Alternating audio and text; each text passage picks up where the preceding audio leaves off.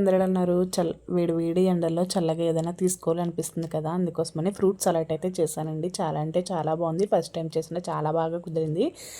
అందుకోసమనే వీడియో అయితే పోస్ట్ చేశాను. అది ఎలా చేసుకోవాలో చూసేద్దాం వచ్చేయండి. ముందుగా స్టవ్ మీద ప్యాన్ పెట్టుకుని ప్యాన్లోకి 1 లోట దాకా పాలు వేసేసుకుని హాఫ్ లోట వాటర్ కూడా వేసేసుకోవాలి.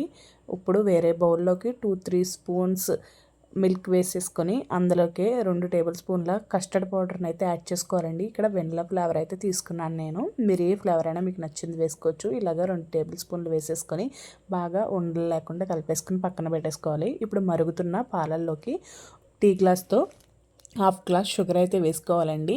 మీరు షుగర్ ఎక్కువ తినేవారైతే ఫుల్గా అయినా వేసేసుకోవచ్చు.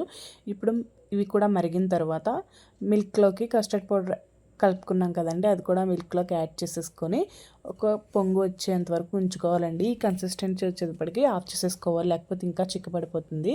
ఇప్పుడు దీన్ని బాగా చల్లారనివ్వాలి. ఇప్పుడు మనకు నచ్చిన ఫ్రూట్స్తో అయితే సర్వ్ చేసుకోవచ్చు. నా దగ్గర ఉన్న ఫ్రూట్స్తో అయితే నేను చేసుకున్నానండి. ఇందులో నేను ఇంకా డ్రై ఫ్రూట్స్ సబ్జాలు కూడా వేసుకుని 2 గంటల పాటు ఫ్రిడ్జ్లో పెట్టుకుని తర్వాత సర్వ్ చేసుకుంటే చాలా అంటే చాలా బాగుంటుంది. మన ఛానల్ని సబ్స్క్రైబ్ చేసుకోండి.